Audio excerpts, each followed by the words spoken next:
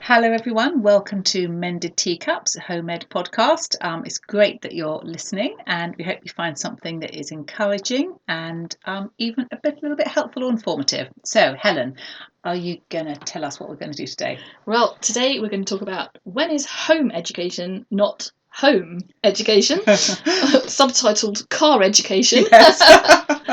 And Beach education.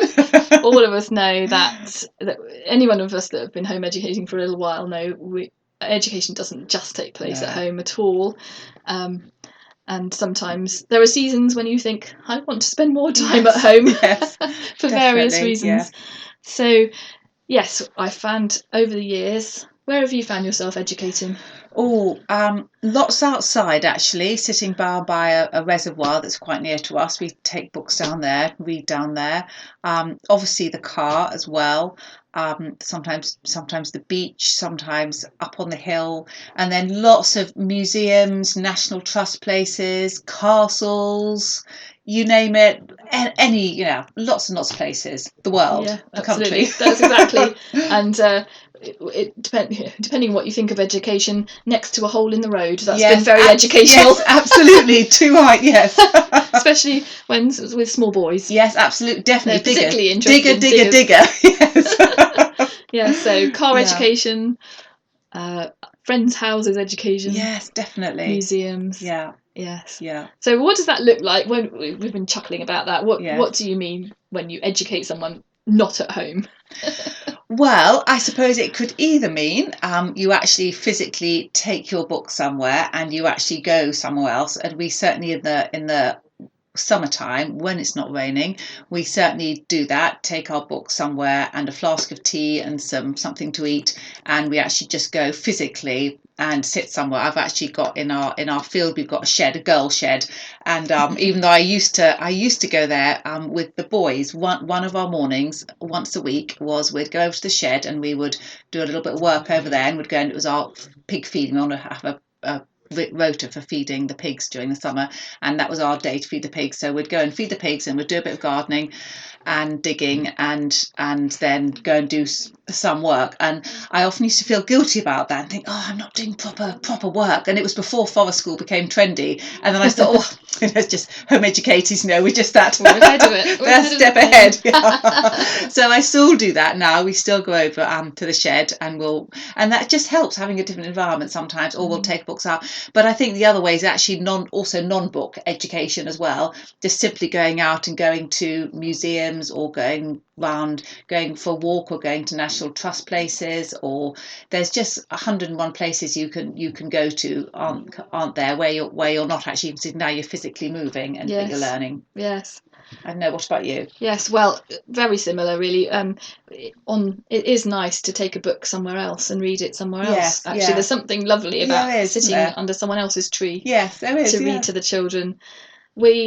When we did our year of American history education, we took out membership of the American Museum here in Bath. That's amazing. Which was lovely to go to. Oh, I love that place. So because we were members, we could just go and we didn't seem to have so many commitments in a week, so I would go and just spend the whole day there. But I usually would take books and I would read to them there. Yes. So we would look around the museum and read some of our books there. I love those days, yes. And try and get them to do some of this. So I would ask them to sketch things they saw in the museum as part of learning about America generally.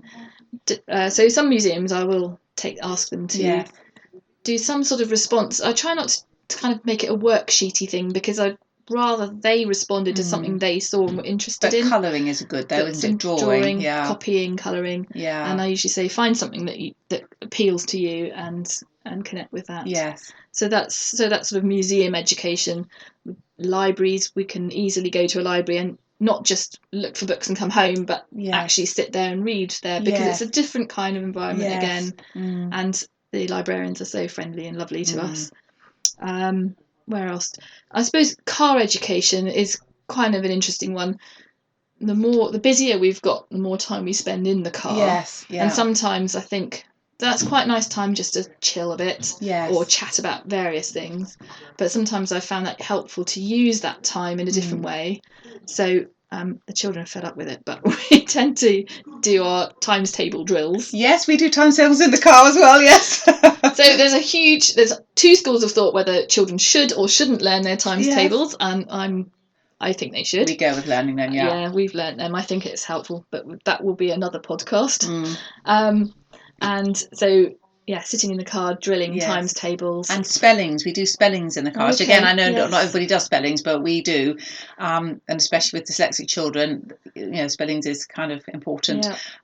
So spellings is in the car as well with the iPod.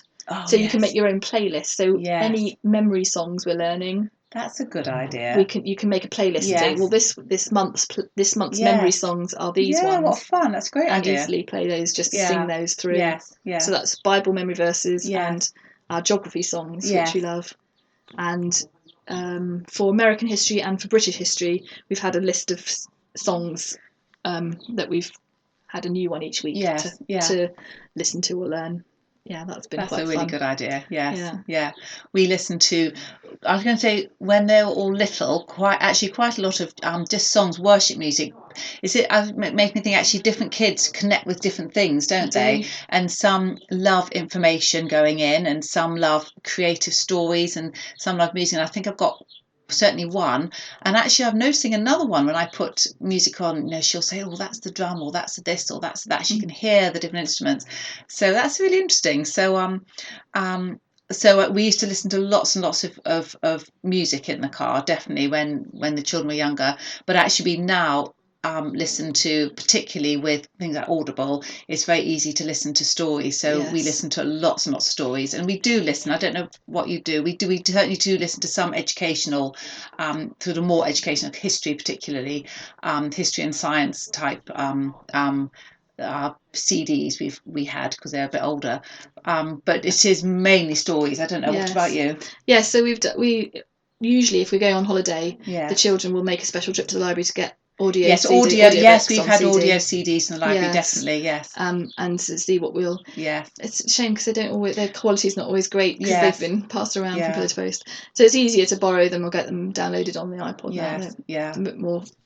And I know when we had a long trip, when we were very fortunate enough to go to the States, and we had a long journey there, and one of the good memories they have is of listening to a particular book, which basically took our whole journey. Yes. And it was a really good experience that we all had together, the five of us. It was something that we can all remember. Yes. So we've had that sort of we always choose something in the summer when we know it's going to be a long trip. We went to Scotland one year and Wales, and yes, we're going to go to Guernsey this year, which is very exciting. So it's and then also for that we can listen to it, but also we can listen to in the evening in the campsite as well. And that's quite that's nice. Well, when everybody's kind of in there in the tent at night time, because it's at home we're all often doing different things in the evening, but actually it's quite nice in the tent, and we put on an Audible story, and it's different. As we've talked before, we have a 10-year age range, so there's never going to be something that everybody likes, but you can kind of basically get something that it's okay. My children, I don't know if you found this, my children actually can all read in the car. So they often will have books in the car, and if they haven't thought about it, I might encourage them to take books with them.